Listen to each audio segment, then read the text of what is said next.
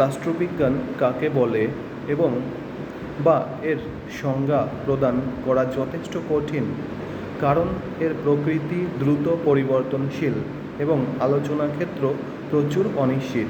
তা সত্ত্বেও রাষ্ট্রবিজ্ঞানের কয়েকটি সংজ্ঞা দেওয়া যায়।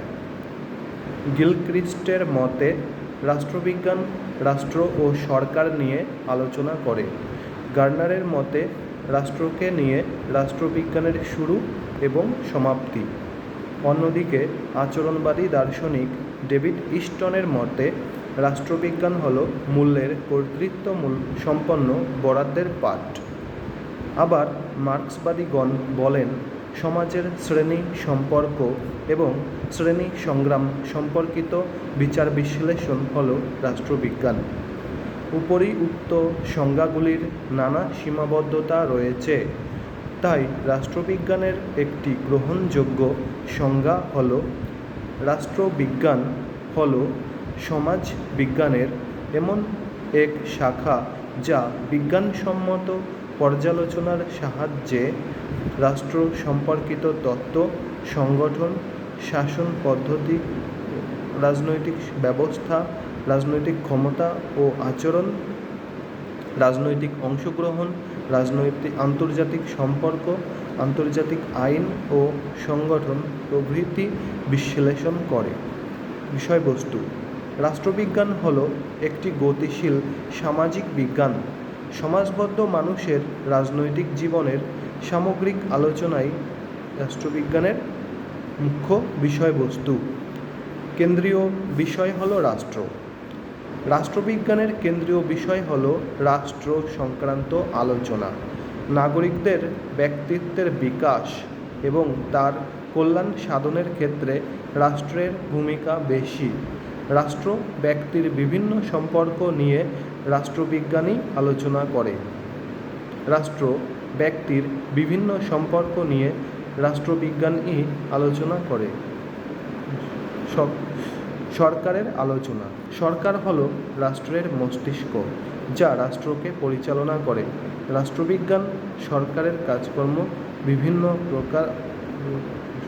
বিভিন্ন প্রকার সরকারের রূপ, বিভাগ ইত্যাদি নিয়ে রাষ্ট্রবিজ্ঞান আলোচনা করে। আইনের আলোচনা: রাষ্ট্রবিজ্ঞানের অন্যতম আলোচ্য বিষয় হল আইন সংক্রান্ত আলোচনা। আইনের সংজ্ঞা, শ্রেণীবিভাগ, প্রকৃতি এবং সেই সংক্রান্ত বিভিন্ন মতবাদ রাষ্ট্রবিজ্ঞান গভীরভাবে আলোচনা করে। আইনের আলোচনা: রাষ্ট্রবিজ্ঞানের অন্যতম আলোচ্য বিষয় হল আইন সংক্রান্ত আলোচনা। আইনের সংজ্ঞা, শ্রেণীবিভাগ, প্রকৃতি এবং সেই সংক্রান্ত বিভিন্ন মতবাদ রাষ্ট্রবিজ্ঞান গভীরভাবে আলোচনা করে। আন্তর্জাতিক বিষয়: রাষ্ট্রবিজ্ঞান শুধু জাতীয় বিষয় নয়, আন্তর্জাতিক বিষয় নিয়েও আলোচনা করে। রাষ্ট্রগুলির পারস্পরিক সম্পর্ক, জাতীয় ক্ষমতা, জাতীয় স্বার্থ, বিভিন্ন আন্তর্জাতিক সংগঠন এবং তাদের ভূমিকা নিয়ে বিশ্লেষণ করে। আন্তর্জাতিক বিষয়: রাষ্ট্রবিজ্ঞান শুধু জাতীয় বিষয় নয়, আন্তর্জাতিক বিষয় নিয়েও আলোচনা করে। রাষ্ট্রগুলির পারস্পরিক সম্পর্ক, জাতীয় শিক্ষা প্রভৃতি।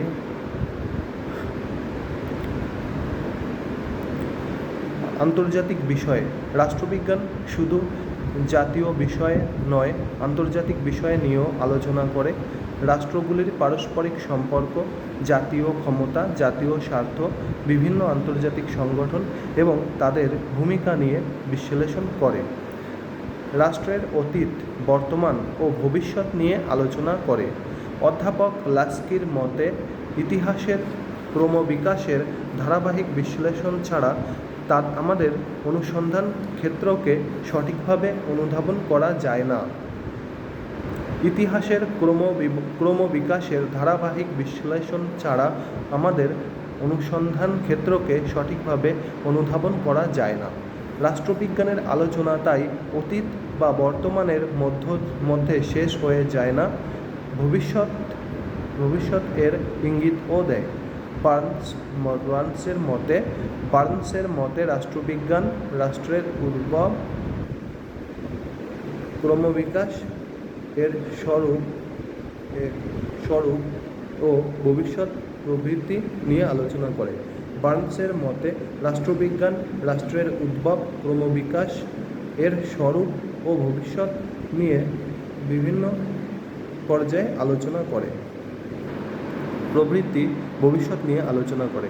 বার্নসের মতে রাষ্ট্রবিজ্ঞান রাষ্ট্রের উদ্ভব, ক্রমবিকাশ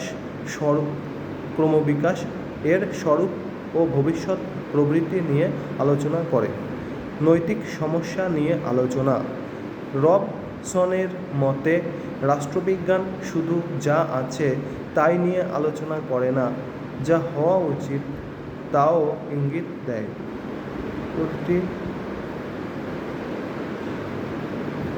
নৈতিক সমস্যা নিয়ে আলোচনা। রবসনের মতে রাষ্ট্রবিজ্ঞান শুধু যা আছে তাই নিয়ে আলোচনা করে না, যা হওয়া উচিত তারও ইঙ্গিত দেয়। মানুষের নৈতিক সমস্যাকে নিয়ে যেমন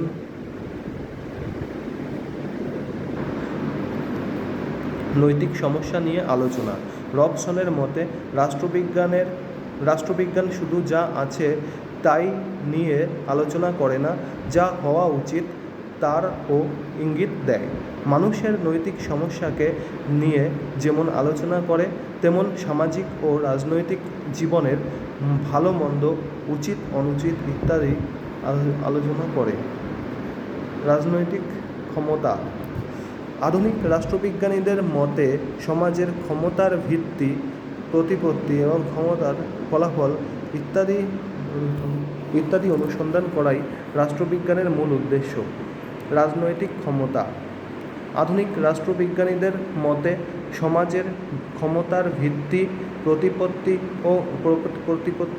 ক্ষমতার প্রয়োগের ফল ইত্যাদি অনুসন্ধান করাই রাষ্ট্রবিজ্ঞানের মূল উদ্দেশ্য। তাই ক্ষমতা হল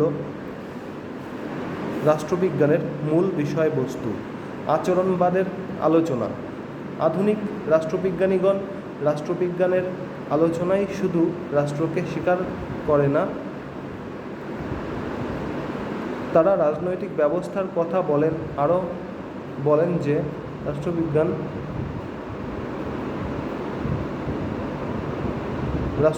ব্যক্তি, প্রতিষ্ঠান, গোষ্ঠী প্রভৃতির আচরণ দ্বারা বিভিন্ন ক্ষেত্রে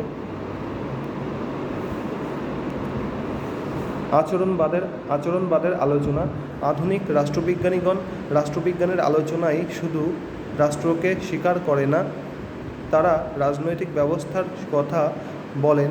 আরও বলেন যে রাষ্ট্রবিজ্ঞান ব্যক্তি, প্রতিষ্ঠান, গোষ্ঠী প্রভৃতির আচরণ বিচার করে। অ্যালান বল বলেন, নির্বাচনী ব্যক্তিগণ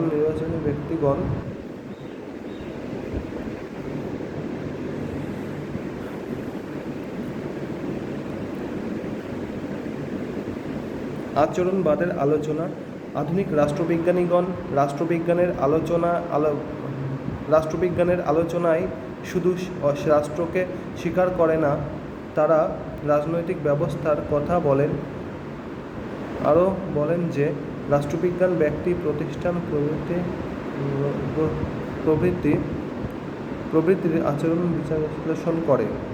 অ্যালান বল বলেন, নির্বাচনী আচরণ যদি সামরিক বাহিনীর, রাজনৈতিক সংযোগ সাধন, রাজনৈতিক দল, রাজনৈতিক ধ্যান ধারণা, মতাদর্শ রাষ্ট্রবিজ্ঞানের আলোচনার অন্তর্ভুক্ত। মার্ক্সীয় আলোচনা। মার্ক্সবাদ হল সমগ্র মানব সমাজের বিকাশের ধারাকে ব্যাখ্যা করবার এক বিজ্ঞানসম্মত আলোচনা। তাই মানব সমাজের বিভিন্ন শ্রেণী, তাদের মধ্যেকার সম্পর্ক, উৎপাদন সম্পর্ক এবং অর্থনৈতিক ব্যবস্থার নিরিখে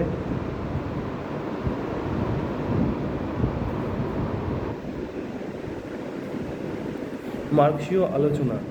মার্ক্সবাদ হল সমগ্র মানব সমাজের বিকাশের ধারাকে ব্যাখ্যা করবার এক বিজ্ঞানসম্মত আলোচনা। তাই মানব সমাজের বিভিন্ন শ্রেণী, তাদের মধ্যেকার সম্পর্ক, উৎপাদন ব্যবস্থা, উৎপাদন সম্পর্ক এবং অর্থনৈতিক ব্যবস্থার নিরিখে সরকার, রাষ্ট্র ও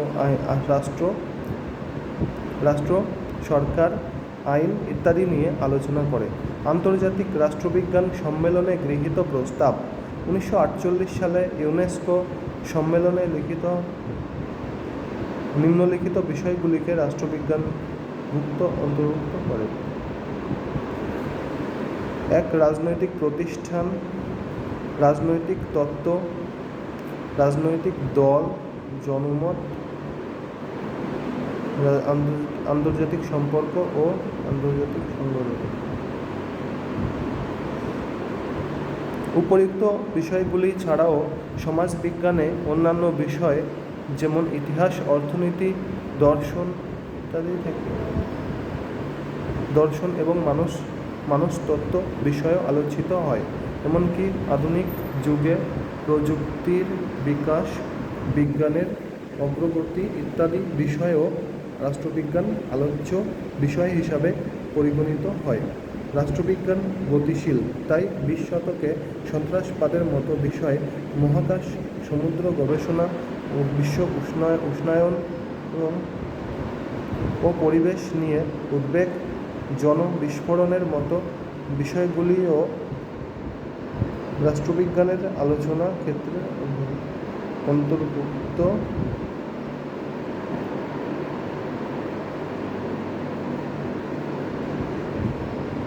রাষ্ট্রবিজ্ঞান গতিশীল, তাই 20 শতকে সন্ত্রাসবাদের মতো বিষয়, মহাকাশ, সমুদ্র গবেষণা, বিশ্ব উষ্ণায়ন ও পরিবেশ নিয়ে উদ্বেগ, জনবিস্ফোরণের মতো বিষয়গুলিও রাষ্ট্রবিজ্ঞানের আলোচনা ক্ষেত্রের বিষয়বস্তু ও পরিধি আরও দ্রুত পরিবর্তনশীল হবে।